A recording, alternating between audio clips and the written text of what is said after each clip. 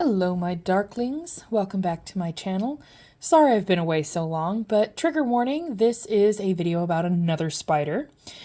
This particular video is about an orb weaver named Momma Sydney. And I'm actually painting this spider because she lives in my backyard. And let me tell you the tale. So, Momma Sydney is a cat-faced orb weaver. And she's about the size, when I met her, she's about the size of a quarter. Now, I met her at the beginning of the summer, or end of spring, around there. She's been in my backyard for quite a few months now. And the reason why I'm doing this video is because after, being together all summer long, she has left me. So let me start from the beginning. So at the end of spring, we chopped up a vine growing against the house. This big decorative kind of trumpet flower vine we have growing up against the house. And unfortunately, that vine actually grew around the post, so we couldn't remove it, but we could at least stop it from growing any further into the house. So we did, and never quite got back to ripping the whole thing out bit by bit, which was what we're going to need to do. And in the meantime, this spider moved in. Now, like I said at the time, she was about as big as a quarter. But this vine, this cluster of vine that she made her home, is kind of high up there. My husband is 6'7", and it's taller than his head. So she wasn't bothering anybody. So when I noticed she was there, I laid down some ground rules. Like, okay, that's fine. I mean, you're in a dead chunk of vine. I don't care. And yes, I was talking to a spider. I told her flat out, it's like, okay, this is a communal walkway. So your web is fine up there, but you can't build it any lower. You can't build it across the sidewalks. You can't build it across the stairs. You can't build it anywhere but where it's at right now. Right now, you're fine. You surpass that, and I'm going to have to destroy it, and I may have to relocate you, so just keep that in mind. And then everything was copacetic for a while. And all summer long, I have watched her grow. I have watched her meet some gentlemen. I have watched her reject some gentleman spiders. She's actually quite picky. I like her. But as time went on, she got bigger. Primarily her abdomen got bigger. So about mid-July is when I realized she's actually pregnant, and she do be growing. So that's when I started kind of looking up information on cat-faced spiders. They're also known as jewel spiders, but they are another member of the orb weaver family, similar to the one that I did a video of way back when. Already, wow, that's a few months ago now. It's been a while. I've been a little MIA. But similar to the other orb weavers, she does spin a very intricate wheel-shaped web. It's something that only the females do. The males tend to travel. And like other orb weavers, she will sit in the center of that big old web and wait for food to come to her, wait for potential mates to come to her, and wait for potential mates that she's planning to reject become snacks. It's basically bring me food. One way or another, it won't bring me food. But we actually got along quite well. And it even got to the point where because it's a spider, I didn't think about this at the time. I didn't think me talking to the spider would really have that much effect on the spider. But there was an event back in June sometime. Don't really remember if it was like the middle of June or the end of June. Doesn't matter. But she actually strung some web across the public walkway. And when I say public walkway, I mean my walkway. I work graveyard. I have to leave to go to work while she's out and about, and I'm okay with, crouching under her web, which I don't actually need to crouch on because it's 7 feet in the air. I still do it because I want to make sure I have time to run away. But she had strewn a couple strands of her webbing across the walkway. And it was level with my neck. So I actually threw a fit. I yelled at her. I literally, before going to work, yelled at a spider going, "No, Sydney, we discussed this. You can't build here. We had an agreement. You can build up there. You can build up there as high up as you want. You can have all that up there. You can have the roof. But you can't have these communal spaces. I have to use this. Zane has to use this. We all have to use this. You can't build here. And if it's not gone by morning, I'm going to have to come in with a rake and rip it all out." So I walk around that and I end up going to work. Didn't think much of it. When I came home that morning, I came through the front of the house, which is actually my mom's apartment, and told her the story of the previous night's event, to which my mom laughed at me. She didn't yell at me. She laughed at me because I yelled at a spider.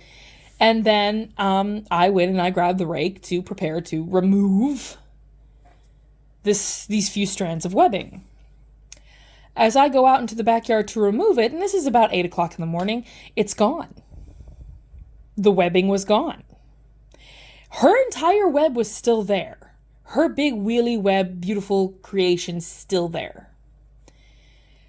However, the scaffolding that set me off was gone. Almost like she knew that was the problem, not the rest of her web, which was still intact, so I know something didn't come running through it. And I'm sitting there holy crap. Why, thank you, Sydney. Thank you for doing that. So I go back upstairs, put the rake away, tell Mom what just happened. She laughs at me again, and I realize then that not only do I have this really cool spider living in my backyard that is big enough to cause me alarm, she's actually a very respectful tenant. Not even kidding. We don't even have a genuine lease agreement, but whatever we got, she's obeying. She was doing a great job. So from that moment on, I sort of developed a camaraderie with this spider. And so I did some research on cat-faced spiders. Now, there's nothing really fascinating about them. They follow the same rules as all the other orb weavers. They have great variations in color. They can range from pale yellows and almost white colors to kind of straw-like golden colors, to the browns and grays that Sydney is, even to bright reds and yellows. And just like other orb weavers, a lot of other spiders actually, when she does lay her eggs, she will pass away. When she builds her web, she just sticks in the middle of it. The males don't build nice, intricate, round webs. They kind of just do what cobweb spiders do and just throw stuff around and give themselves a shelter. And then the males are who you see kind of wandering around with their very tiny abdomens. What I did notice, I did get to observe this, was actually the mating ritual of these spiders. So one time when one of her gentleman callers came around and she was out one night, he tried to get her attention by plucking at the end of her web. He didn't go near the wheel structure of the web. He went towards one of the farthest, basically support beams of her web. And he would pluck the thread to make her think she caught something, so that she would come out and come towards him. Now, he did this 3 times as I watched. She would come up, she would look at him, realize he does not in fact have snacks, and he apparently didn't even look like an appetizing snack himself, and then she'd turn and go back to the center of her web, and he'd start plucking the string again. And I regret to this day not getting that on video. I am sorry, because if I ever get to see that again, I'm gonna film it, because you guys got to see that. That's cool. So, upon just laughing at this spider because, ooh man, he got rejected.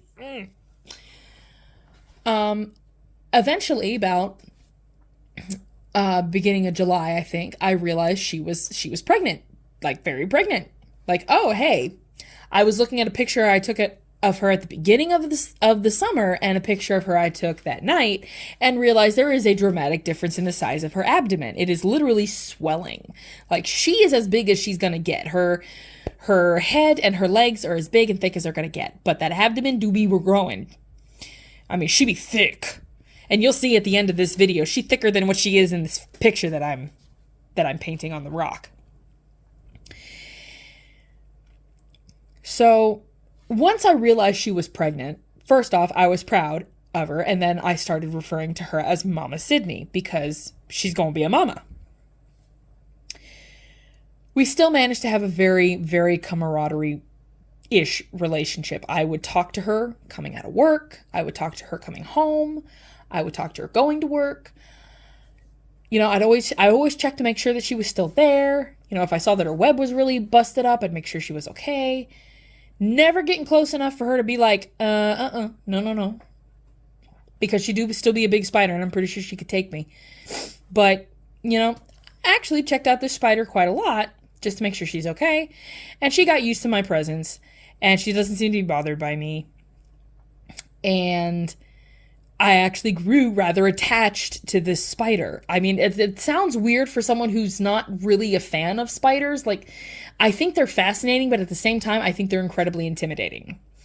And I know they're not, especially orb weavers. Orb weavers are one of the most docile families of spiders. They really don't care what goes on in the world around them until it flies into their web. As long as it doesn't, it's not their problem, not their monkeys, not their circus, they're fine. And she's very much like that. She's a very calm, collected spider. I find her a very much a graceful looking creature. Unfortunately, though, at the beginning of this last week, I started to document how she had sort of lost her ability to make a web. So at the beginning of the summer, when she would make her web, she'd remake her web every single night, and she'd be able to do it in 20 minutes flat. As she got bigger, as she got older, she started taking longer to build her web, to the point of it became an all-night task to rebuild her web. And she would just build the outer rings and then just kind of hope she caught something. The last couple of weeks, I realized she had not built a web at all. And in this past week, at the beginning of this week, I realized not only had she not built a web, but she had one single thread that led from her perch in the vine where she goes to hide herself all the way down to the ground. And then she was nowhere to be found. And this beautiful cat-faced orb weaver was just gone. Now, the reason she left was because it is time for her to lay her eggs. And this is sort of the heartbreaking part. When an orb weaver goes to lay her eggs, like many spiders, she passes away. She lays the eggs and passes away right then and there. And some of my sources have said that the eggs will overwinter and then hatch in the spring. Others say that they will hatch now and overwinter as adults. It is now the beginning of October. The nights are getting rather cold. So I believe the egg sac will probably overwinter and these little baby spiders will hatch in the spring. What I also know is that regardless, once she lays that egg sac, she will pass away. She'll still remain there with the egg sac so that there's a little bit of food source for the babies. But also the babies, when they do hatch, they'll actually eat each other. That's how these guys keep from kind of overpopulating. The strongest survive and the not so strong get eaten. But these guys are very beneficial. I have not had issues with mosquitoes or seed bugs or any vicious bugs this summer in the area where she has had her web. So I'm about to show you guys, as soon as I get finished with this rock, which is looking pretty good right now, I think, I'll show you, compare the rock to the Muse. And I'm not going to lie, I am kind of choked up. This video is like, I painted this rock actually at the beginning of September, I think. I did it like September 12th. I painted it then. So I'm sorry I've been MIA for so long. I would have loved to get more footage of Momma Sydney, but there's the finished rock.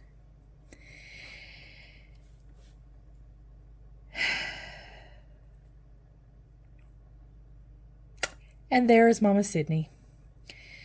One of the last full webs she built. This was right as she was kind of starting to get older. You can see her kind of struggling there. She's very slowly making the web. But look at how big that abdomen is, and look at how beautiful her colors are, her stripes, her spots, everything. I don't think I did her justice in that rock. But thank you guys for watching. I'm a little bit heartbroken because I miss this spider. But look at how beautiful she is. She's just gorgeous. And it was an honor to have her in my yard all summer. So thank you guys for watching. Please subscribe. Give me a comment if you'd like to see more of these videos. And you guys just have a good day.